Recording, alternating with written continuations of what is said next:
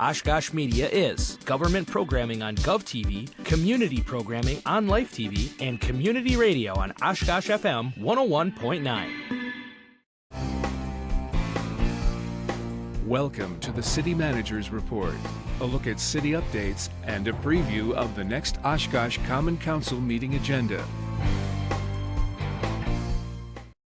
Thanks for joining us for the City Manager's Report. I'm your host, Andy Radig, joined today by our City Manager for the City of Oshkosh, Mark Roloff. Mark, thanks for being here. Great to be here, Andy. Okay, great.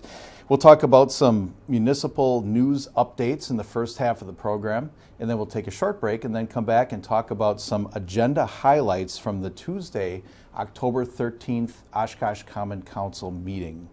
And that meeting can be seen live on Oshkosh Media GovTV. So Mark, it looks like the first item that we're looking at today is there's been some news recently, COVID-19 related, the 25% capacity order.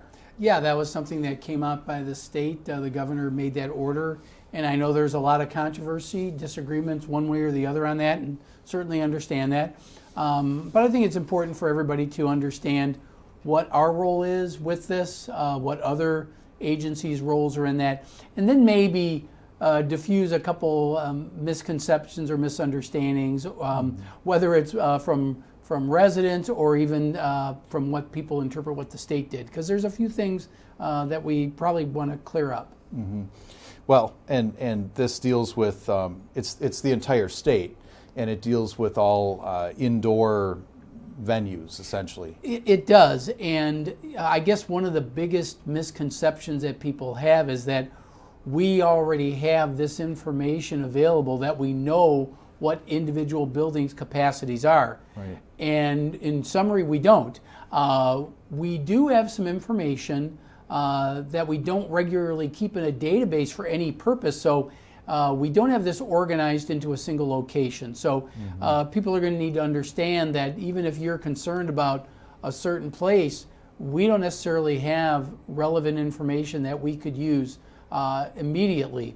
But a couple of things we're doing.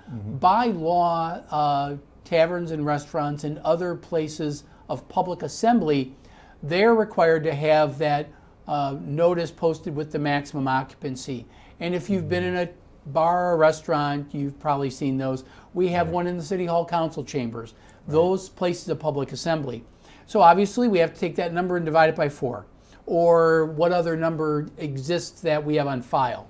One of the things we did, and I know some people got nervous, we sent out some of our staff to just start taking photographs so we had the number, so we could, if we got a call, we would be able to respond and say, well, we are aware of that number, and you know, we can check it out, but we want to know what we're supposed to know before we'd get a complaint anyway. So that we have to be careful about not jumping to conclusions on those types of things.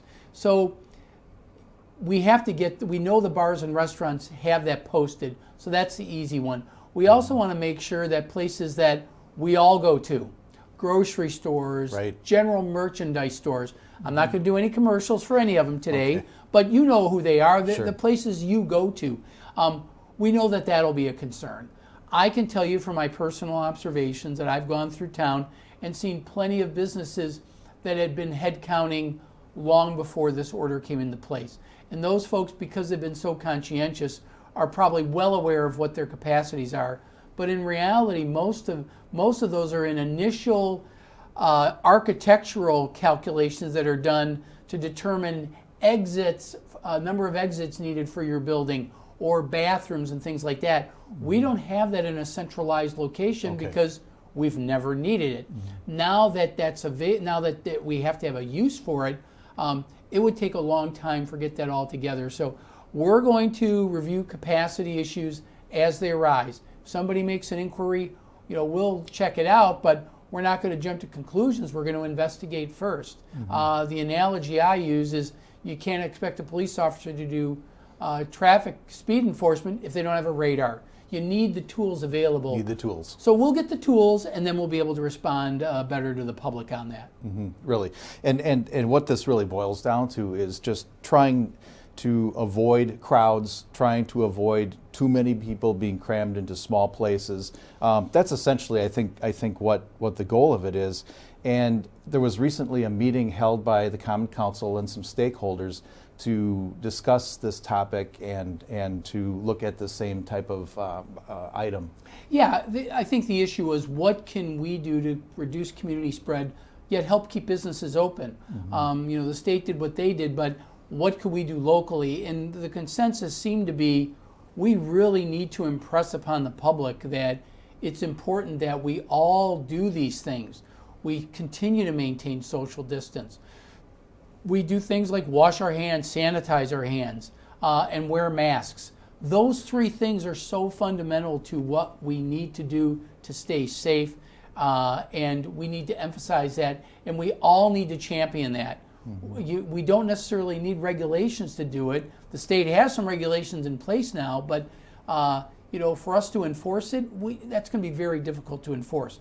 We're going to refer any inquiries to the health department, and the health department, if they feel that it's risen to the level of an issue that is in violation of the governor's orders, they can refer to the district attorney for appropriate action. But we're not going to be out there running around looking for these. We want people to comply because it's the right thing to do.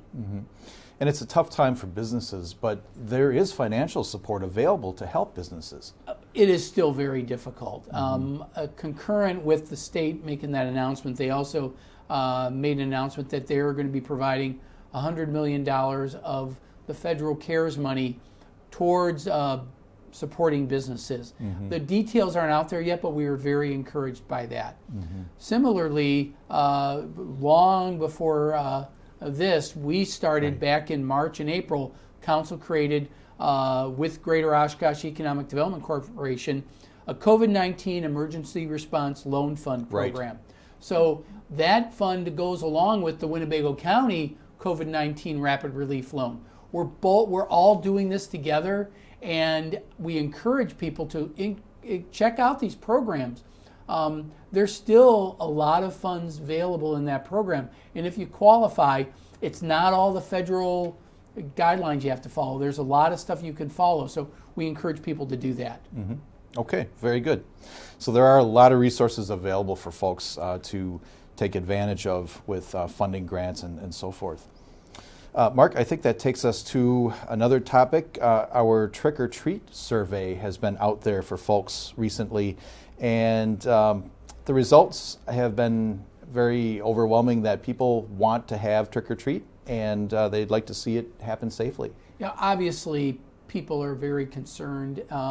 It was 3-1, but that still means there were a quarter of the people that still had some concerns about it. And what we wanted to find out was, we don't specifically regulate something like that. Right. That's a personal decision everybody makes. But there are clearly a group of people that feel very strongly that they're concerned about safety. And if you're concerned about safety, don't send your kids out. There's great alternatives to doing that. But if you choose to do it, look for safe practices that you can employ, as well as people handing out treats. So here are a few things. I mean, they call it Pandemic Pod. If you've kept a small group of friends and you want to keep that group, maybe you just do your own party or you trick or treat just with those folks. Stay outside as much as possible. Avoid confined spaces. Avoid the big parties. Stay in your neighborhood. Wear that mask or face covering. And I know you might have a great scary mask, but underneath that, make sure you have that protection. Right.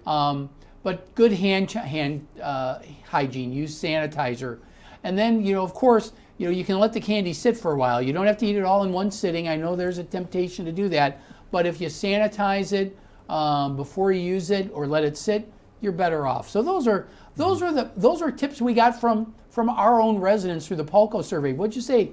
Nearly 600 residents surveyed. 580. 580. So that's great. So these are all from our fellow residents.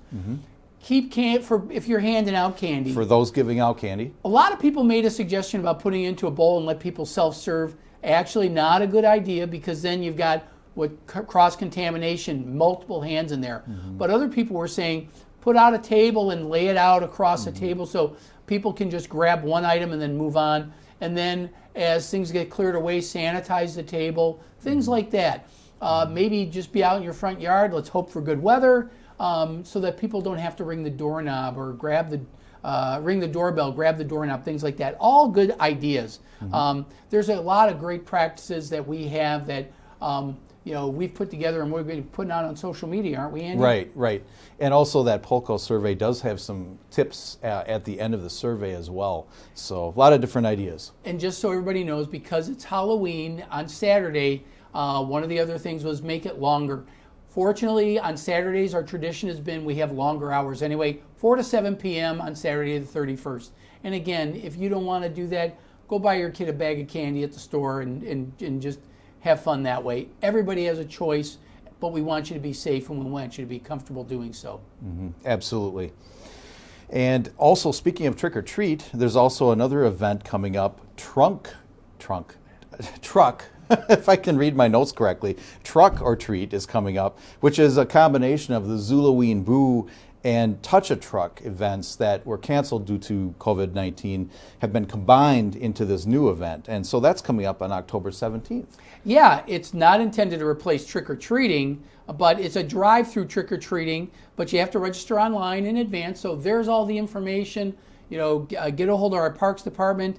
You can enter Menominee Park from the entrance across from Webster Stanley School. The tickets are $10 each for your vehicle. You drive through and people will have, they'll be masked up, they'll have gloves, and they'll hand out treats. And you'll be able to see some of the trucks that you can't touch this year, but you get to enjoy all those things. And a nice leisurely drive through Menominee Park. And credit goes to our Parks Department folks for coming up with these neat ideas and alternatives for folks and for families. So that's great. Great ideas. So also, it's the season for elections, and so we have a lot of absentee ballots that have been mailed out, apparently about 13,000. We've already done 13,000, and even better, already 7,000 have been returned. If you're one of the other people who have gotten them already, haven't returned them, return them sooner the better. We understand you've got up until Election Day, but get them in sooner. That makes it easier for the clerk's office to process everything. Right. But you can either throw them in the mail, but we do have a drop box right in front of City Hall that we encourage people to use, and it's available 24/7, so you don't have to worry about anything there. And that is a secure drop box. It is, and we empty it on a regular basis and keep our eye on it. It's right by the police station, everybody. Right. But there's also, if you still want to do the early voting but in person, that'll start on October 20th and runs through October 30th. It does not go all the way up to Election Day, so be aware of that. It's just those 10 days, the 20th through the 30th, and all sorts of information's on our website. Elections page has details on all the polling places. Be aware some have changed since 2016. That's right. So we want to make sure that look it up. Make sure if you're going to go and cast your vote at your normal site, make sure you double check on that. Absolutely. And folks can visit myvote.wi.gov for complete details on their polling site, how to request absentee ballots. All of the information is there. We encourage folks to check out myvote.wi.gov. All right, and speaking of fall season, loose leaf collection is coming around too, beginning October 19th. So be ready for that. The primary day will be the day after your regular garbage collection. But if you're Friday, your leaf collection follows on Monday. So it's leaves only, no grass, brush, or garden plants. The leaves should be on the terrace. Please don't put them in the street. And get it out by no later than 7 a.m. because the truck may just be coming by right then and there. Yep. And it'll end the week of November 16th through 20th. So be aware of that. And there's plenty of information on our Hot Topics page on the city website. So take a look at it. We'll keep reminding you about that over the next few weeks, but the leaves are starting to fall. Right. So as Mark mentioned, on the Hot Topics section on the city's website, there are complete details about the loose leaf collection for this year. Mark, something else, maybe this is some background information that you could maybe provide to us about reimbursement for some services that the city provides to state facilities and how that funding hasn't necessarily kept up with the expenses. The state of Wisconsin has a provision in the law to reimburse cities that have state agencies in their communities, and that amount distributed through the whole state has remained frozen over many years, even though our costs continue to rise. Meanwhile, other cities are starting to take advantage of that program. The result is that we used to get about 90 cents on the dollar of what we should have been getting. That amount is down below 35 cents for each dollar we should be collecting. So, we've got about a 2/3 reduction in that. We're losing over $1.9 million annually because the state's not paying their fair share. So who picks that up? You and I pick it up. All our taxpayers pick that up. And we want to make our public aware of it, let their legislators know. This is not a partisan issue. This program has been frozen and cut through many different sessions of the legislature and different governors. So please let your elected officials know at the state level that these funds should get restored. Okay. All right. Well, Mark, we're coming up soon to a break here, but I just wanted to make quick mention that we have a new Polco survey available. It's the Oshkosh Police Department Community Survey. So if folks would like to please participate in that, I know the Oshkosh Police Department would welcome your input as to the performance of the police department, and they'd like some feedback. So you can visit the city's website, and there's a link to Polco under the services menu. So feel free to take a look at that, and OPD would certainly appreciate your input. So we're taking a short break. We'll be back right after this with a look at some agenda highlights from the upcoming Tuesday, October 13th Common Council meeting. Stay tuned.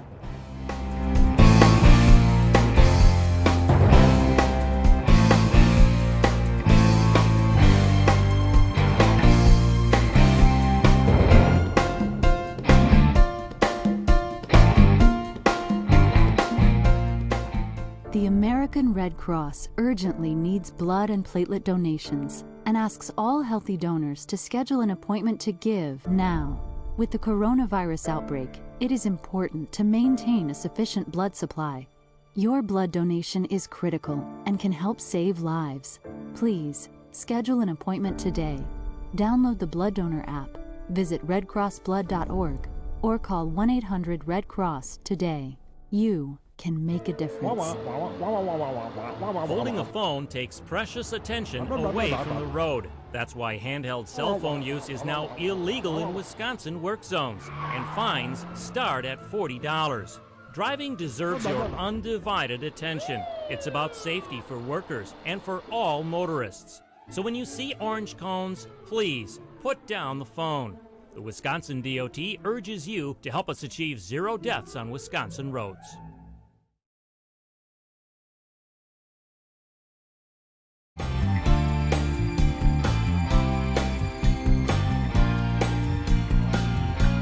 And welcome back to the City Manager's Report. I'm your host, Andy Radig, joined by your City Manager for the City of Oshkosh, Mark Roloff. Mark, the agenda for the upcoming meeting, it's October 13th, and this meeting is a little bit different. This will be a remote participation meeting. So maybe if you could talk a little bit about how that is being formatted. With the numbers rising with the COVID pandemic, we felt it was necessary to go to all remote participation, not just the public, but also our council members, our staff, everybody. Right. So we've got some detailed instructions on the cover page of the agenda, and if you want to participate in the meeting, we encourage you to take a look at that. Of course, you and I know that if you just want to view the meeting, you can always use Oshkosh Media in so many devices and channels and methods we have. But if you want to participate in the meeting by providing public input, there's ways to do it. There's a link there. You still have to register through the Connect Oshkosh app so that we know to call your name. But you just log in, and it'll be just like it's a WebEx meeting, and just like you see on TV with other things like this going on. We'll make sure that you can be part of the meeting. It's not as good as in person. I think we all recognize that. But I think we've done a really good job. Our information technology staff, our Oshkosh media staff, and our other staff have worked to make this make this to work for everybody. So I assure you, we are doing everything we can to make this a positive experience for the public. Sure, and we've been in touch with other communities. Other municipalities are doing similar things. So it's a sign of the times, I guess, trying to be safe. But just to remind folks that the agenda does include links to how to connect up to the meeting. There's also a telephone option that folks can use a phone to call in to participate if they'd like to make comments. Comments can be submitted in writing for the meeting.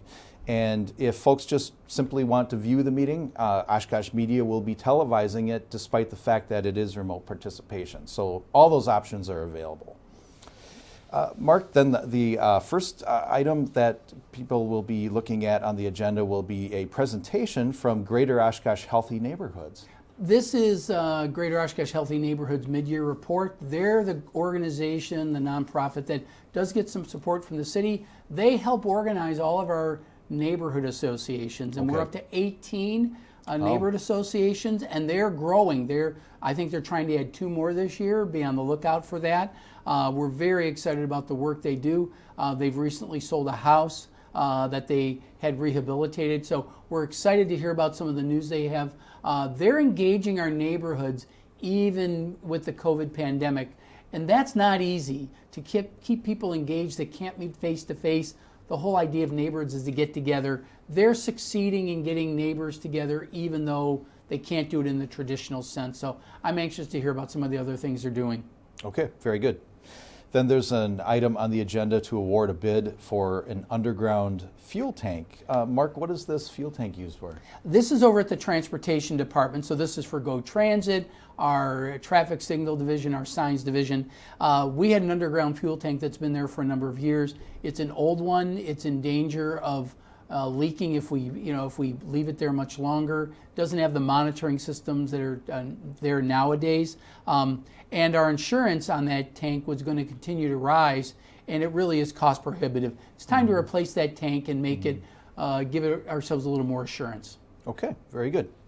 And then we have an item, Public Works contract change order relating to Oregon Street reconstruction, and I believe this is an opportunity for some savings. Well, there's actually going to be savings of about $283,000. A lot of times people think, oh, change orders are all negative, or in a negative sense, not a negative dollar amount. Right. This is a negative dollar amount. The amount's going down, and that's because working with the contractor, we've identified some better ways to get some things done that makes it less expensive for the public, for the city, as well as the people who pay the assessment. So we're excited to be able to do this, and we're always looking for these ways. And this is a high-profile project on the south side of town, so we want to let people know that we were looking for ways to save money. Always good to save money whenever we can.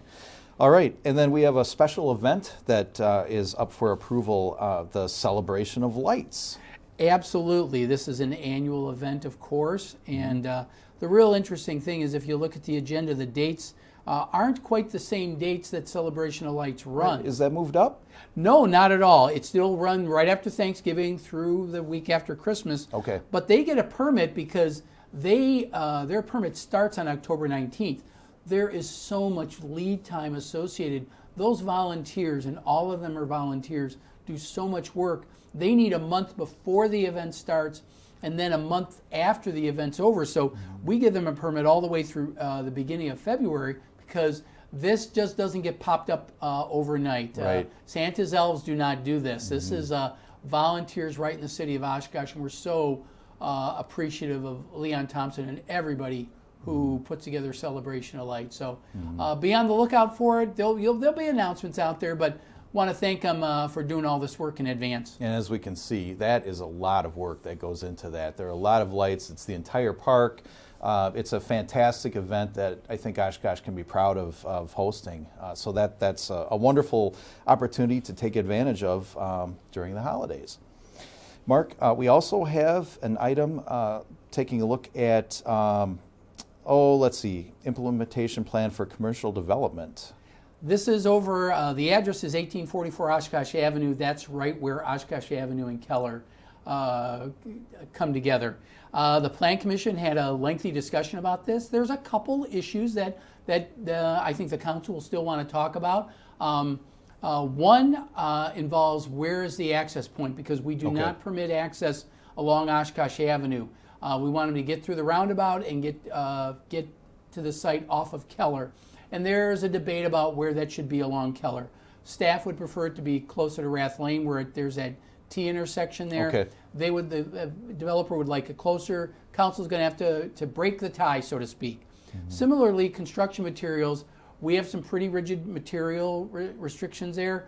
The applicant actually had some interesting suggestions, and so I think council's going to probably hear from the developer as well as what the comments the Plan Commission had. They might want to try to make this not so cookie cutter-ish. Sure. So we'll see what they do, but those are probably the two issues. But it's going to be a great addition to that corridor, and excited to hear about it, and pleased that the developers are working with us to, even though there are a couple little areas of disagreement, we're working to get something nice done there. Okay, and that is an area where there's a lot happening, so that's great. And then, Mark, we have a workshop coming up. It's that time of year for budget workshops, so we're taking a look at October 19th and 20th. Yeah, I can't give you the preview of the budget. The budget is actually going to get delivered to council on Tuesday night, the 13th, for them to start taking home and studying. But our budget workshops are all-day workshops. They'll be here on Oshkosh Media. The departments will be there to make presentations about what their budget requests are. And the council gives us 2 full days of that. So if you want to get rid of your insomnia, probably a good idea to watch this budget meeting. But they're really, all kidding aside, there's good information there for everybody. Sure. Kind of a deep dive into the city budget. Yeah, and these are the first 2. There'll be a third one before the public hearing on the budget in November. So be on the lookout for all those things. But this is the beginning of reviewing the 2021 budget. Okay, and folks can watch that on Oshkosh Media Gov TV as well as online, so be on the watch for that. And then, Mark, we also have Go Transit is featuring a free fare day, and I know that normally they have this right before school starts so that folks can kind of get used to transit before their kids are on the buses for school. But this time, due to all the changes in 2020 this year, we're looking at having this, or Go Transit is having this on November 3rd, Election Day. It's Election Day, and we think what better way to encourage people to try out Go Transit than go to the polls that way. Take a look at the Go Transit map and just say, what's the easiest way for you to get to your polling place? You'd be surprised how close it is and how easy it is. So if you want to try out Go Transit, try it out on Election Day. It might be something that you think's worthwhile. And that's just one of a couple things we want to talk about Go Transit. But if you want to give Go Transit a try on November 3rd, please do. Sure. And another way that folks can take advantage of Go Transit, or let's say in an easier way, is that there's a new app available to use Go Transit. It's the Token Transit app, which is a contactless way for folks to purchase fare and an easy way for them to easy payment method, so they can load that up with their fare payments, and then easy way to pay when they board the bus. Yeah, you can use it. You can load it in, pay for it, prepay, and then all you got to do is flash your phone, and technology takes care of it all. It deducts it automatically, and you can all you got to do is smile and hop on the bus. We're very excited about it. Okay, very good. Well, and also people can visit ridegotransit.com for complete details on that and how to ride the bus. So, Mark, I think that's what we got for today. Thanks for being here. It's always a pleasure. Thanks, all right. Andy. And again, that Common Council meeting is coming up on Tuesday, October 3rd, and that can be viewed at 6 p.m. live on Gov TV, which is Spectrum Channel 10, UVerse Channel 99, and streaming on the Oshkosh Media website. Or you can listen to it on the radio on Oshkosh FM 101.9, which is also online, and on the TuneIn Radio app for mobile devices. And you can also use your favorite device including Roku, Amazon Fire TV, or Apple TV to view the meeting. So thanks again for watching the City Manager's Report, and we'll be back again in 2 weeks with another new program. Take care, everyone.